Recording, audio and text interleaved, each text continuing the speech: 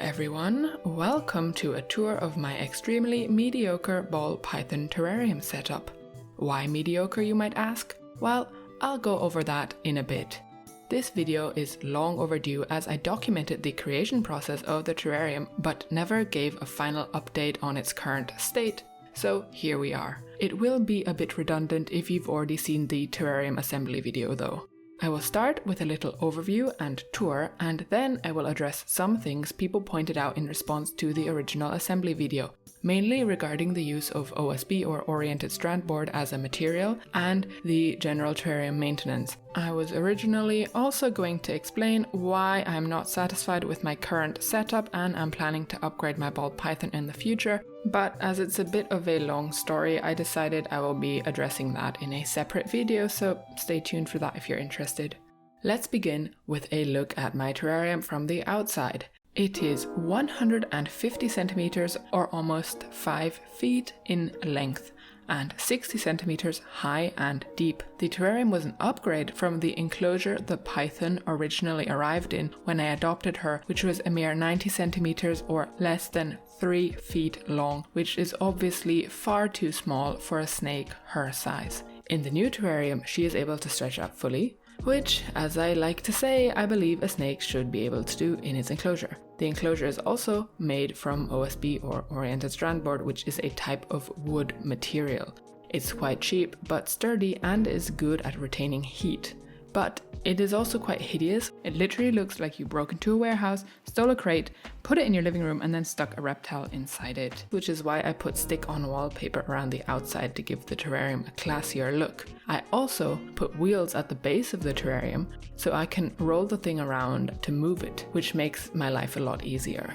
Now let's look at the interior. We'll start on the warm side. The heat source for this enclosure is an 80 watt Arcadia deep heat projector. I used to have a 100 watt ceramic heat emitter, which I then replaced with the deep heat projector a few months ago. If you want to know why, I made an entire video about it, but basically ceramic heat emitters are a very bad heat source for reptiles, and deep heat projectors are a good alternative, although heat lamps are still the best heating option. So I will aim to upgrade her from the deep heat projector to a lamp in the future. However, it was quite easy to swap out the ceramic heat emitter with the deep heat projector. Adding the deep heat projector into the terrarium and hooking it up with the thermostat resulted in temperature gradients that were pretty much the same as before, and I didn't really have to make any adjustments to accommodate this new heat source.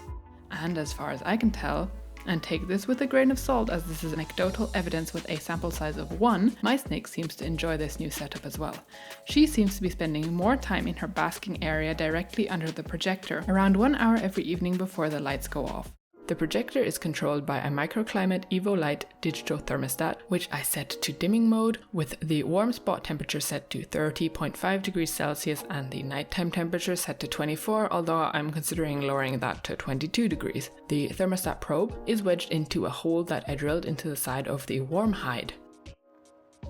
Next to my heat source, I also have this 90 centimeter long Arcadia Forest Dweller 6% UVB light. If you want to know why you should provide your snake with UVB, even if they are nocturnal species, I will put some relevant videos in the description. Now, if you look at the hides, you will see that they are in a double-decker configuration, with the warm hide on top and a humid hide underneath. The warm hide is this standard plastic hide. I might try and make it look nice in the future, but for now it's just gonna stay ugly. The humid hide, which I fill with damp moss, was made from a plastic storage box I bought at a local supermarket, in which I then made a hole using a soldering iron. I then glued this platform that I ordered from the hardware store with the dimensions of the box onto the lid of the box with silicone, and then I used metal clips to clip my warm hide onto this platform, which I could then fill with substrate, so the snake has naturalistic bedding. This setup allows me to remove and clean the hides individually. I opted for this double-decker configuration because it brings the warm hide closer to the heat source, which means a lot less energy is wasted creating the hotspot, and it gives a better thermal gradient along the terrarium. This configuration also saves space, which gives the snake a larger area to move around in.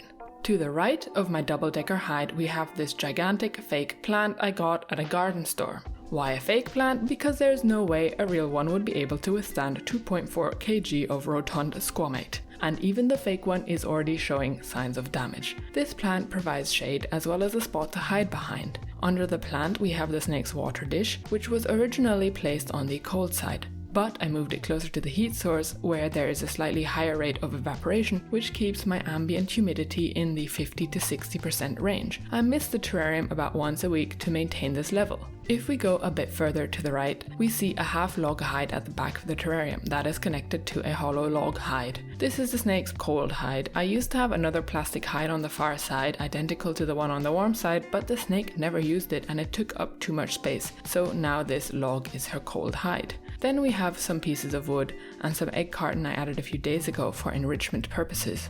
The log you see here is propped up against the wall and allows the snake to climb onto this platform thing that I made by taking one of those bendable wood hides and attaching them to the terrarium ceiling through screws. The snake doesn't seem to use it much, but I kept it just in case she would like to climb at some point. Then we have this massive branch. Now, initially I added this branch a few months ago, but I had to take it back out after a few days after bugs started spawning in the terrarium like some biblical plague, at which point I was like, nope, and withdrew the branch. So it seems like despite me having quarantined this log for 2 months prior to installing it into the terrarium as well as disinfecting the surface through various means, I guess there were some dormant larvae on the inside of the wood that were unaffected by these measures. Mind you, this branch was bought at a pet store, so this is not something I randomly picked up out of the forest. Anyways, what I ended up doing was sticking the thing into black trash bags, quarantining it for a few more months, and then sticking it outside in direct sunlight during a 40-degree heat wave, which seems to have finally done the trick and eradicated all insect life. Unfortunately, I don't have the setup to put it in a vat of bleach like other people do, otherwise that's what I would have used to disinfect this log. I attached the branch itself to the terrarium using a set of eyelets and clips, which also allow me to remove it for maintenance if necessary. Regarding the substrate, I use a mix of terrarium soil, Douglas fir bark and coconut fiber, which seems to be good at retaining humidity. Lastly, I would like to point out the decorative elements. We have fake plants at the sides, which are kind of used by me to cover up the ugly OSB. Then I have a background installed in the back wall, which I attached through silicone. This background was ordered from the same company that did my corn snake terrarium background. This one is maybe not the most aesthetically pleasing one, but anything looks nicer than plain oriented strand board. So I think that covers the terrarium setup itself. Now let's move on to the FAQ.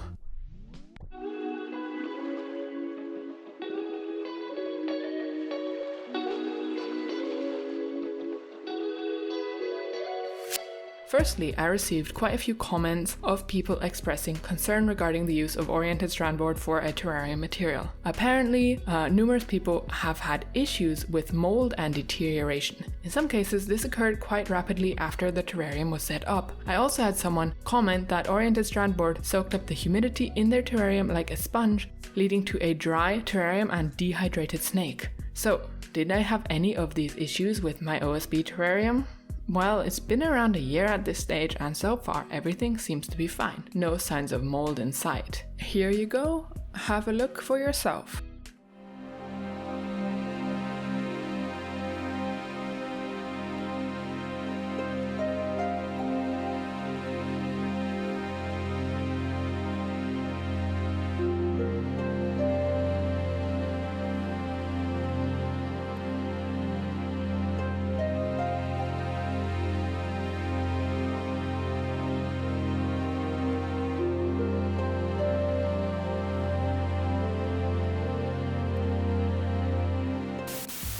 Do you see anything?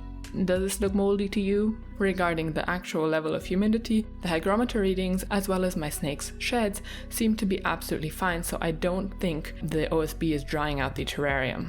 In case you're wondering about terrarium maintenance and how I clean out the base, here is some footage of me cleaning my terrarium.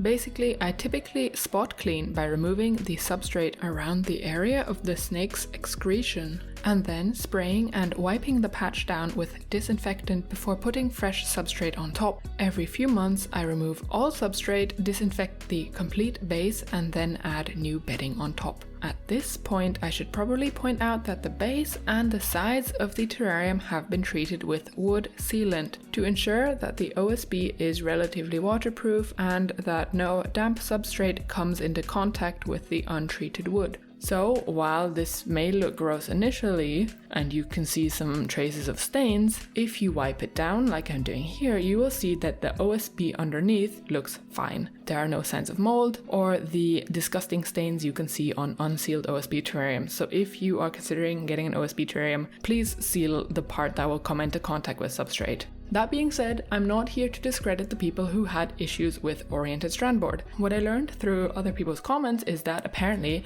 not all oriented strand board is equal, and there are different categories and treatments that this material can be subjected to. To find out more, I actually contacted the terrarium manufacturer about the kind of OSB that they used for their terrariums, and here's what they said.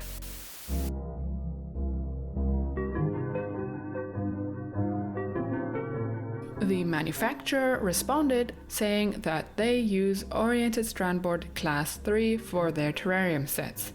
Now, to understand what that means, we need to be aware that there are different categories of oriented strand board, ranging from category 1 to category 4. OSB 1 represents the weakest category of oriented strand board. It is not load-bearing and is only suited for use in dry environments. OSB 2 is more stable and can be used to bear loads. It is also only suitable for use in dry environments. And according to this random German website, in the context of oriented strand board, a dry environment is one in which the ambient humidity only exceeds 65% for no more than a few weeks a year. So this will be your typical European indoor environment, unless you live in the UK. Then we have OSB 3. Now OSB 3 is considered a load-bearing board that is suitable for use in humid conditions. And then we have OSB 4, which is the most powerful class of oriented strand board. This is suitable for bearing heavy loads and, like OSB 3, for use in humid conditions. Now again, according to this German website, the definition of a humid environment is one where the humidity doesn't exceed 85% for more than a few weeks every year. So, based on my experience and the expertise of the manufacturing company, Class 3 OSB seems to be absolutely fine for use in a ball python terrarium. They did, however, advise that no part of the terrarium should be in prolonged contact with waterlogged substrate, and if the substrate is on the damp side, they recommended using pond liner to cover the base. Now, in my case, the layer of sealant that I applied seems to be working just fine. So, if you're planning to build an oriented strand board terrarium from scratch, make sure to use at least OSB category 3, and if you want to be on the safe side, seal the entire surface, or at the minimum, seal the surface that comes into contact with your substrate. I assume that the people who had very negative experiences with oriented strand board terrariums were probably using OSB 1 or OSB 2 as their material, so beware. Man, the things you learn by having a snake. First, it was about how infrared radiation works, and now I know more about oriented strand board than I ever thought I would know in a lifetime. And now you do too, so you're welcome. The moral of the story is, don't just buy any kind of random oriented strand board to build a terrarium with. Use high quality material, and ideally buy a set from a terrarium manufacturer. You can also seal the entirety of the OSB if you want to be on the safe side. Next, I was going to address why I consider this setup to be mediocre, but I believe that subject actually deserves to be a video of its own, because it would be going into the behavior of ball pythons in the wild, addressing concepts of animal welfare, as well as common misconceptions in the snake keeping hobby. As previously mentioned, that is probably what my next video will be about, so if you're interested, stay tuned. Also, it appears that I have recently surpassed 300 subscribers, which, for my standards as an internet nobody is quite a lot. So thanks for that. I'll hope to see you soon, and goodbye.